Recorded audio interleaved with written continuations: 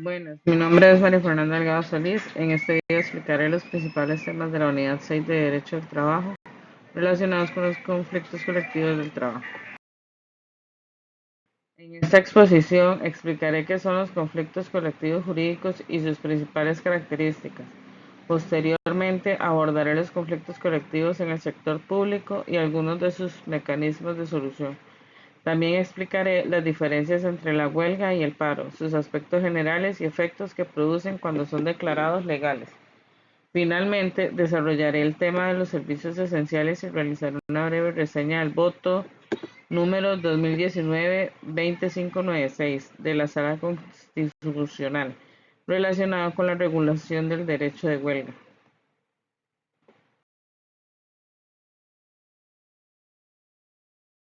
Para comenzar, los conflictos colectivos jurídicos, también llamados conflictos colectivos de derecho, son aquellos que surgen cuando ya existe una norma o fuente normativa que reconoce determinados derechos, pero existe una diferencia entre trabajadores y patrones sobre su interpretación o aplicación. Es decir, el problema no consiste en crear un derecho nuevo, sino en determinar cómo debe entenderse o aplicarse un derecho que ya está establecido. Como explica Salafranco y Albiol Montesinos, los conflictos colectivos jurídicos presuponen la existencia de una norma previa y la controversia se centra en su interpretación o aplicación. Por ejemplo, si una norma laboral reconoce determinado beneficio y existe una diferencia entre los trabajadores y el patrono sobre la manera en que ese beneficio debe aplicarse, estaríamos ante un conflicto colectivo jurídico. El material de la cátedra señala que estos conflictos surgen precisamente por choques en la interpretación o aplicación de una norma o fuente normativa.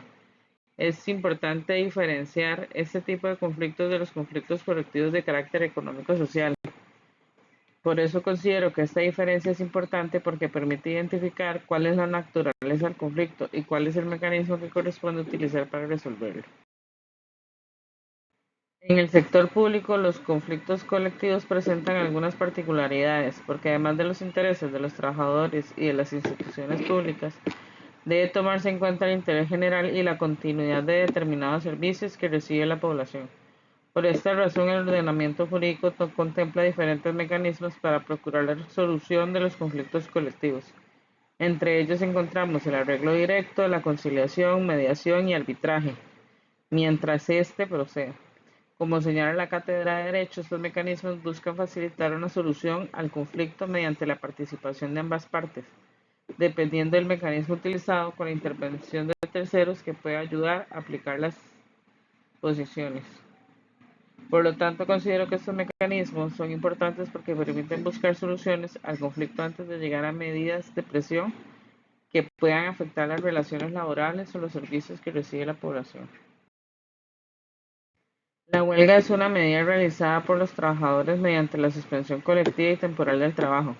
Su finalidad es defender intereses económicos y sociales relacionados con las condiciones laborales. Por otro lado, el paro es una medida patronal que puede ser ordenada por dos o más patronos para defender intereses económicos y sociales comunes. Por lo tanto, la principal diferencia se encuentra en quién realiza la medida y cuáles intereses se buscan defender. Como explica la cátedra, tanto la huelga como el paro deben cumplir diferentes requisitos legales y deben realizarse de manera pacífica. Es importante aclarar que no cualquier suspensión del trabajo puede considerarse automáticamente una huelga legal. Para que tenga esa condición, debe cumplir los requisitos que están establecidos en el ordenamiento jurídico. Por lo tanto, se puede resumir que la diferencia entre ambos es que la huelga constituye un medio de presión utilizado por los trabajadores, mientras que el paro lo constituye un medio de presión por los patrones. En cuanto a los efectos, cuando una huelga es declarada legal, se produce una suspensión temporal de los contratos de trabajo durante el movimiento. Esto significa que la relación laboral no desaparece ni se termina por el hecho de participar en una huelga legal. El contrato sigue vigente, aunque se suspende temporalmente ciertas obligaciones entre las partes. Uno de los efectos importantes se relaciona con el pago de las remuneraciones durante el periodo de huelga, aspecto que también ha sido objeto de regulación y análisis constitucional. En el caso del paro legal, también se produce una suspensión temporal de contratos mientras dura el movimiento, sin que esto signifique que la relación laboral se termine. El punto principal es distinguir entre suspensión y terminación. Una huelga o paro legal produce una suspensión temporal en los términos establecidos por la legislación, pero no significa que se termina el contrato laboral.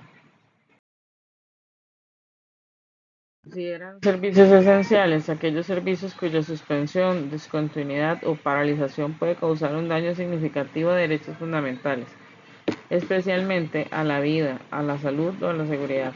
Algunos ejemplos que podemos relacionar con esta categoría son determinados servicios de salud, los servicios de emergencia, los bomberos y la policía. En estos casos existe una tensión entre dos intereses que deben ser considerados.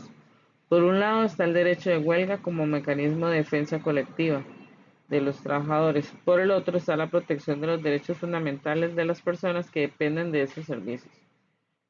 Explica Mike Antillano que la consideración de un servicio como esencial se relaciona con la posible afectación de derechos fundamentales como la vida, salud y seguridad.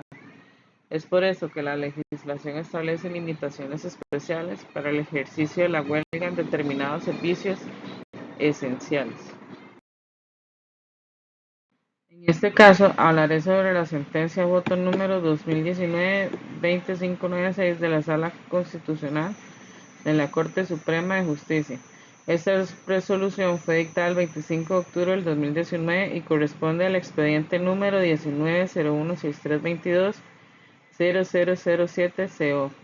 Se trata de una consulta legislativa de constitucionalidad relacionada con el proyecto de ley número 21.049, denominado Ley para brindar seguridad jurídica sobre la huelga y sus procedimientos, que posteriormente se convirtió en la ley número 9808.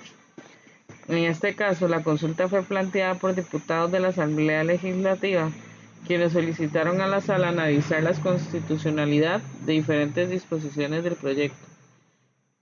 Para relacionar esta sentencia con la unidad 6, voy a destacar ciertos conceptos: el derecho de huelga y los servicios esenciales. En relación con el derecho de huelga, la Sala analizó diferentes regulaciones y límites establecidos en el proyecto. Eso es importante porque demuestra que aunque la huelga es un derecho reconocido, su ejercicio puede estar sujeto a determinadas condiciones y límites establecidos por la legislación. El segundo son los servicios esenciales. La Sala analizó la prohibición de la huelga en determinados servicios esenciales y la relación entre esta limitación y la protección de los derechos fundamentales de la población.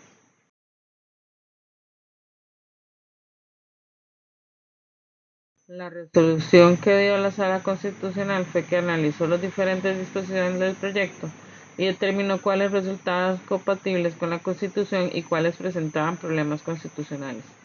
Entre los aspectos analizados, la Sala consideró constitucional la prohibición de determinadas huelgas políticas y por mayoría no encontró inconstitucional la prohibición de huelga en los servicios esenciales contemplados en el proyecto.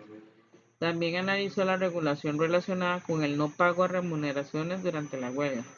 Sin embargo, la Sala determinó la existencia de un vicio de procedimiento relacionado con la falta de consulta a la Corte Suprema de Justicia respecto a determinadas disposiciones relacionadas con los servicios judiciales.